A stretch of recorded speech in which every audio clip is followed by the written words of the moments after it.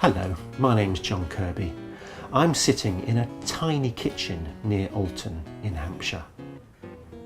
You'd be forgiven for thinking that designing a small kitchen is easy. Actually, it can be a lot more difficult. Space is tight. Every millimetre counts. I'd like to show you some of the things that we've done in order to make this space feel bigger. We ran the work surface into the window. This involved removing a line of bricks, making good with some insulation and then covering the gap with the granite. Quite often, little narrow spaces are ignored. We fitted a shallow cabinet next to the curved bench seat.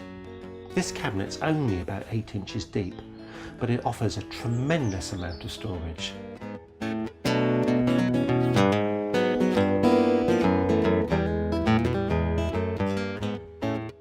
Curves are very useful when space is tight. The bench seat is curved and running right into the corner. We've run a curved corner down the edges of cabinets.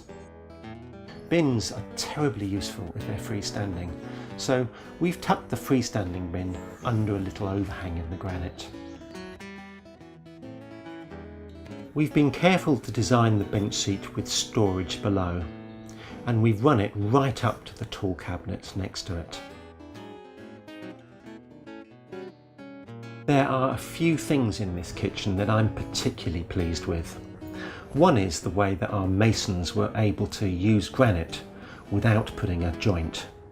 They've also managed to line the grain in the granite through, so it's all running in the same direction. I like the way that the colour of the cushions on the bench seat works so well with the little pebbles that have formed within the granite.